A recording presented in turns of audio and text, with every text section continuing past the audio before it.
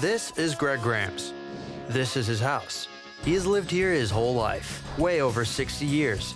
His house has lots of rooms, filled with all kinds of collectibles.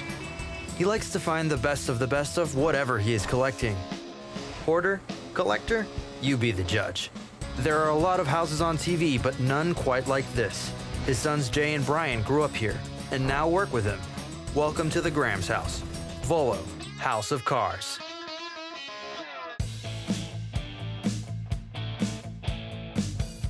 At Volo Auto Museum, the Graham's family manages their 30-acre theme park, featuring over 500 classic and antique vehicles. It is a collection that is uniquely priceless. I get asked this quite often, but honestly, I don't know the answer. What's our inventory worth? At any given time, we have at least 400 cars and another 200 vehicles. It's just evolved over 57 years. Keeping the park pristine is not easy work. Even retiree Greg Graham's gets his hands dirty. I have no idea what retirement looks like for me. I love too much what I do. I do not take vacations. I work 7 days a week. Greg has passed his work ethic down to the boys with his one rule. Everybody in my family knows the rule. The rule, don't make a mistake. There is a lot of responsibility that comes with, don't make a mistake. But when I get a home run, boy, I strike it out of the ballpark. In order to avoid mistakes, the Graham's boys rendezvous once per week at the Volo headquarters dubbed the War Room. Today's meeting begins in typical fashion. So how late you think Dad's gonna be today? 15 minutes. Please, not too much later than that. I'll be here any moment. Morning, boys. Good morning. A little late. Just got off the phone. Brian, I don't know if you're gonna love it or hate it. I know you ain't gonna like it. It's not inventory. I bought a twin-engine jet. Brian, the good news is I already bought it. The bad news is, of course, you have to figure out a way to get it back. This is a little bit different than the scooters and pinball machines and stuff you normally have me ship. It's no problem. Just get it overnighted in here. Yeah, I don't think it's gonna fit in an envelope. Our weekly meetings, I don't especially look forward to them. I get picked on a little bit. Brian is not about the easy buy and sell. He searches for the famous and rare cars that have been lost in time. He believes that the greater the risk, the greater the reward. Brian's a very big gambler. He takes a chance, he loses a lot of money, but he's made some big gambles and he made very, very, very big. Much bigger than Jay could ever make on a car. Okay, Brian, so what do we have going on this week? If you remember, we had this 67 Shelby. How can we forget about this car? You remind me all the time about your $1 million home run. I have to remind you because you forget what a home run is. You hit this one out of the park. In 1966, Shelby American planned to produce the Shelby GT500. They manufactured 100 production cars, including only one convertible. Carroll Shelby had built just the one, and it was his own personal car and his own personal collection until Ford came in and took it away. Only 6 months in, Ford terminated the operation due to weak sales, and all prototypes were to be destroyed. But somehow the convertible survived. The car resurfaced in a 1976 Chicago Tribune ad. One owner suspected its origins as a 67 prototype, but was unable to prove it. The car fell into dilapidation until 2001, when Greg Graham's bought it at an auction for $40,000. We weren't even sure what it was. I hated the car. I think it was in really rough that thing shape. was in rough shape. It smelled so bad from the mice and the rats in there. Yeah, I knew there was something to the car. My brother took a deposit on the car for $300,000, and I said, no, don't sell it. We cannot sell this car. There's something more to it. I just got to figure it out. After we got the car, it took him years, 7, 8 years to get all the information rounded up, because there's only one person that had all this in their head, and it was Carroll Shelby. In 2003, Carroll Shelby sent a letter of authentication. He wrote, "I am surprised that this vehicle still exists. As per Ford Motor Company policy, all prototype vehicles were to be destroyed." With his letter, Brian Graham's was now in possession of one of the rarest cars in the world. It took me about 4 years to figure it out, but it paid off. We ended up selling it for $1.4 million. Brian linked the Shelby to a collector in Florida. but must get Dad's permission to make the trip. Why do you want to visit it? He said no about selling it, but maybe he will sell it. The I don't want to sell it price. That's right. There you go. I think it's like visiting an old girlfriend for Brian. Yeah, it is. It is like visiting an old girlfriend. It is. You miss it. I think this is actually more exciting than visiting an old girlfriend. Who knows? Maybe some of the good luck from this car will rub off and I'll get my next home run. Jay, what do you got for me this week? Jay is the practical son. He's done his research on a 34 Ford that could be a real steal. There is a 34 Ford down in southern Florida that I'm interested in buying. It's a hot rod. He's advertising it like it's a fiberglass reproduction. I believe it's a real steel body 34 Ford. Why? Well, it has the cowl that opens up. The fiberglass cars don't have that. I got some up-close pictures I asked for, and in the door jambs, you can see the metal lip around the edge of the doors. But I can't ask him to go out there and tell me if it's metal or not, because if it is, he'll raise the price. Brian is amused by his careful brother's choice to roll the dice. So you're interested in a car on a hunch? It's not like you. I did the homework and up-close pictures. I have to fly down there, I have to put a magnet on it, and I'll know within 2 seconds. Okay, is this something you're going to bring home even if it's fiberglass? I'll buy it regardless. It's just a matter of will we make a little money or will we make a lot of money? If it's a steel body car, if that magnet sticks, I think we're gonna make $30,000, $40,000 on this car. As long as you pay for your trip. 2-week trip, we should get, yeah, that should I'll pay cover the it. airfare. 3 days, maximum. 3 days you come back. Chance of my father paying for me and Brian to stay in Florida for 2 weeks is nil to 0 to none. And it's not the money, it's the time. He doesn't like us to leave. I guess if we don't get a car, we just don't come back? Maybe we'll come back with a tan and a hangover. How's that sound? I'm giving them 3 days to do their deal on this car, and Brian to meet this other guy with his Shelby. If they come on the 4th day, I'll fire them.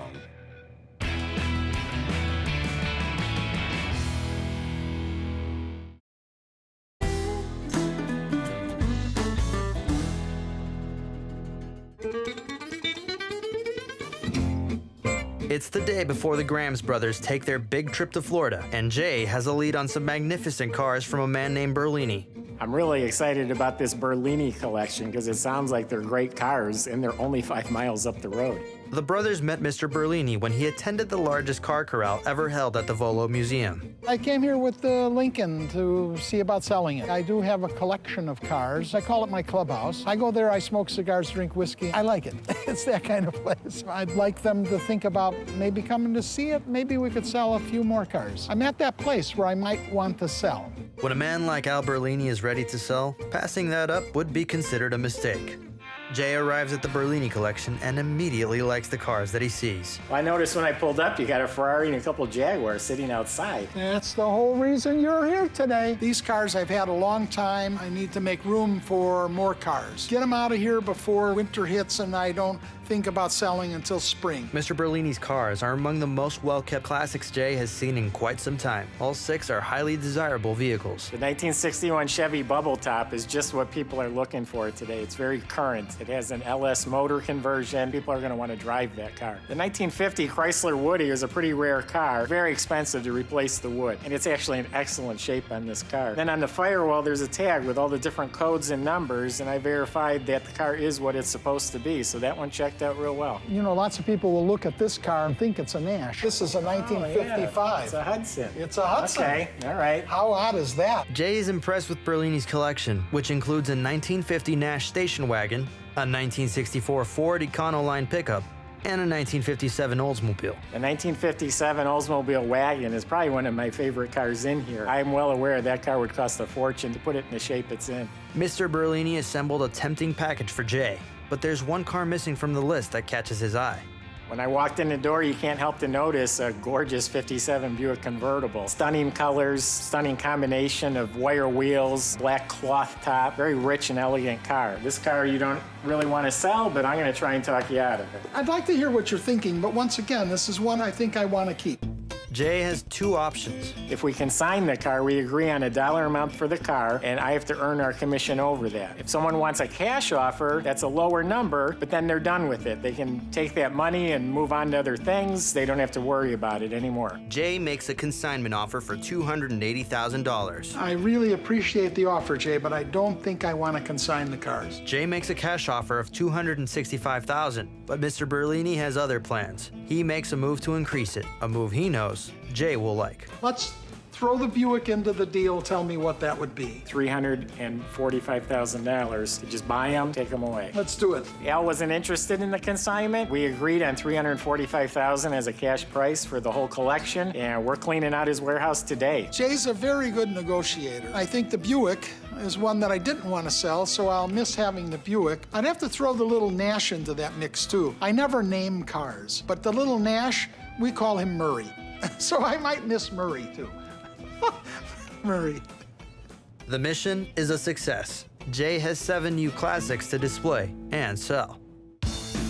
Back at Volo, Brian is preparing to visit the Styles collection in Hollywood, Florida, where he will be reunited with the $1.4 million Shelby. I mapped out the Shelby. It got around quite a bit in its lifetime, going from California to Michigan and then down to Florida. And that's only the places we know it's been. We don't know where else it's been. I think it's a great idea that Brian go out there and see the Shelby GT500. This guy's got one-of-a-kind cars. He's got expensive taste. And Brian's always looking for great cars, one-offs, whether they're for sale or for display for the museum. He's also teaming up with Jay. There's a very small chance that they could come back with nothing. I mean, we always take that risk. But I do think that the odds are in my favor on this one. I think they're gonna come back with something, and I think it was a great idea of Brian to go out there and connect with this guy. It was a little weird at first talking to Brian Styles about visiting his Shelby, but now I'm on the search for the car. I want to find out where it went. I find it a little bit odd to go visit a car that you used to own. It's like visiting an old girlfriend. Somebody called me and wanted to visit their old car, I'd say sure, because we charge $15 a person to get in. The boys have their father's blessing. Now it's up to them to add another brick to the Volo House of Cars.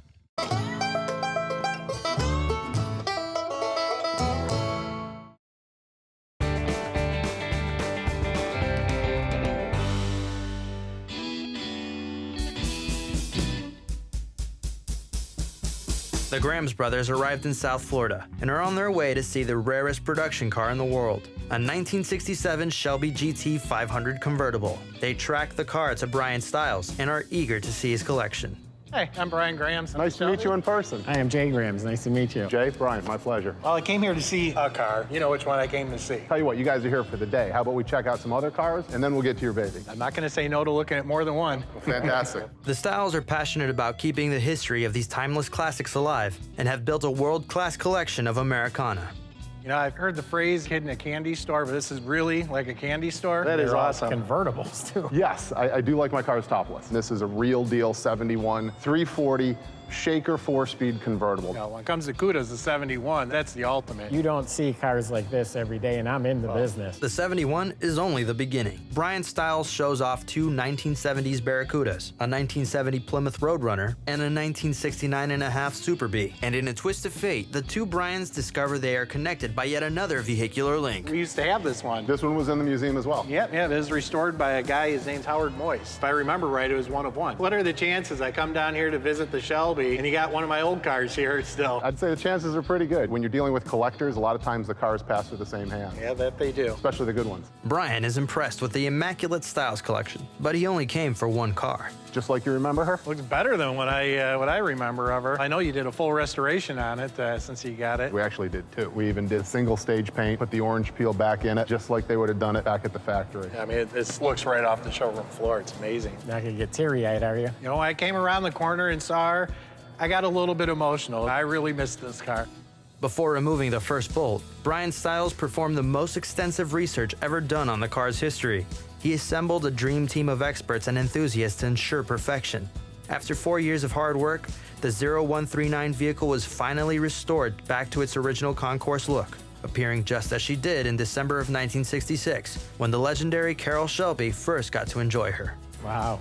This thing's detailed to the nines. This is like it left the factory. Autolite battery and the Fomoco hoses, the original smog equipment. I don't remember that air cleaner on there. You probably had the Cobra oval air cleaner, right? Right. The Cobra air cleaners were a Shelby supplied item later in the production run. Ford was still figuring this stuff out, and what Ford did to complete the orders is they put their air cleaner that would also be used on the Thunderbirds. But you'll notice here at the very front, it looks like something's missing. This is where the Ford Eagle with the checkered flags emblem would have been. But like every reference to Ford or Mustang, they were all deleted off of this car before delivery. I've never seen that before, so I'm learning today. And it's funny because when you're working on these cars, you know some of these parts are so rare that it's not how much money you have to buy them. You have to make your case to the keepers of these spare parts, and you have to be like, well, I have this really, really rare car. I can justify the importance. Can I please have this part? Can I please pay you for this part? And that's where some of these things come from, is you have to go to the right people and convince them to let the parts go to certain cars. Brian feels the strong connection Mr. Stiles has with this car, but decides to test the waters for a potential sale. The most difficult part of this car was trying to come up with a value because it's one of one. Where would you value this car at today? I think the proper value is the term priceless. You got to be so happy with what you get from that you don't miss it. You can replace the money, but you'll never replace the car. Well said. Brian can see that Mr. Stiles will never sell this car, but he knows the Shelby has found a good home. You got very involved in documenting it, restoring it, now it's done. Are you ever going to grow bored with this car and let it loose? We're actually still researching this. I'm leaving in 2 weeks. I'm heading out to Arizona. I'm meeting with another former Shelby employee that may have books, may have paperwork, may have memories. So This is legwork. This is detective work. it's just like going out and hunting a car. Right. Going out and hunting information for special cars is the same reward. Even once all of that research is done, the stewardship continues. I mean, it then becomes an issue of picking the right shows, the right museums to make sure this car is displayed in, and just looking 20 years down the road and setting things up for even when I'm gone. It is my baby, and there's no better hands for it to be in. Yeah, than it's in the yours. best home it could possibly be in. I'm honored for everything that you contributed to the car, and I'm glad to carry on the torch.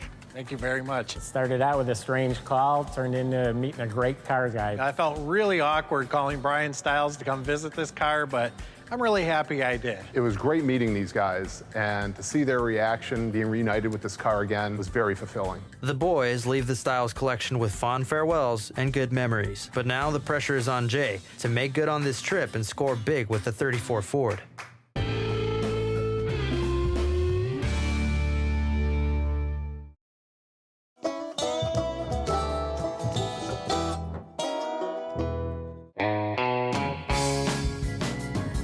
It's the Grahams brothers' last day in Florida, and they're on their way to buy a 1934 Ford. Jay thinks the seller has mistakenly listed the car as fiberglass instead of as a real steel-bodied original. If he is right, the profit can exceed $20,000.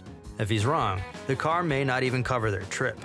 The owner of the vehicle has given the boys permission to inspect the car while he's picking up his daughter from school. It's the perfect opportunity to put Jay's theory to the test. Well, he traveled 2,000 miles. Let's see if your gut's right. Although confident in his research, Jay is understandably nervous. Moment of truth.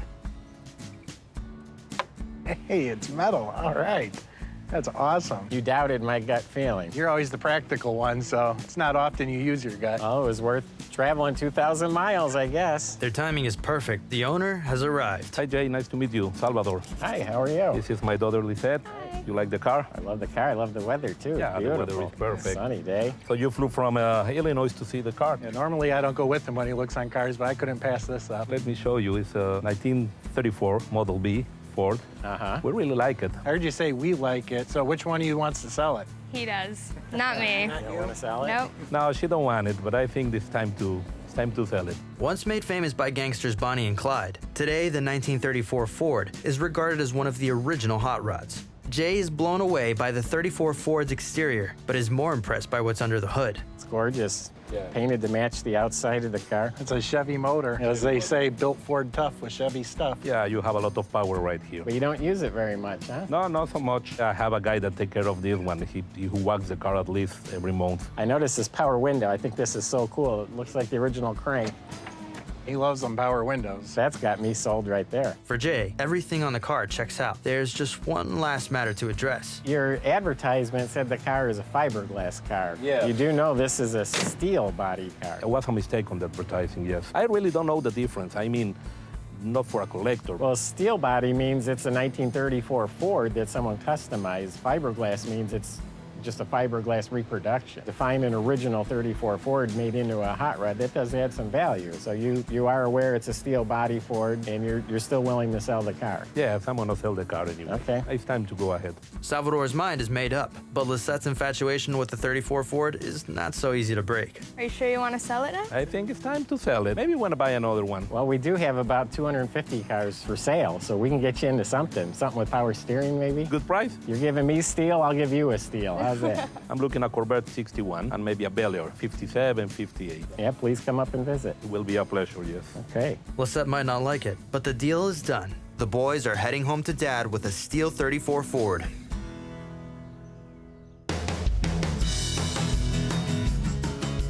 Back in Illinois, Dad's plane has already been assembled. Well, looks like another successful week here. That was a great deal you put together with Berlini. Yeah, we acquired a great collection of cars from the 50s. There's a Chrysler Woody in there. There was a 57 Olds wagon in there. There was a couple Nash wagons, the 57 Roadmaster. My favorite was the 61 Impala that had the Pro Touring treatment. That's going to sell for $80,000. Got to see my favorite car, which is the 67 Shelby GT convertible, the only one in the world, which was the biggest home run that I've ever had. And by the way, the owner now considers the car priceless. Priceless, I figured that. I bought that 34 Ford, and it was my home run. Turned out to be steel, which was a steel, not fiberglass. You were going to sell that car right away. That's hot merchandise, a steel Ford. You'll have people lined up on that one. Very good. For over 60 years, the Grams family has poured endless time and energy into developing the Volo Auto Museum. Cars aren't just cars to them. Cars are the stories that make up their lives. No matter the model or year, people always remember their first car. And those are the types of memories this family likes to explore. Brian spent more than 10 years researching certain cars. Jay's children, Greg's grandchildren, are in the business with them. They're training to take on this legacy that's taken 60 years to build. It's required a lot of dedication and a lot of sacrifice, but it's the house they have built. Whether we win or lose, it's another good week for the house. Volo House of Cars.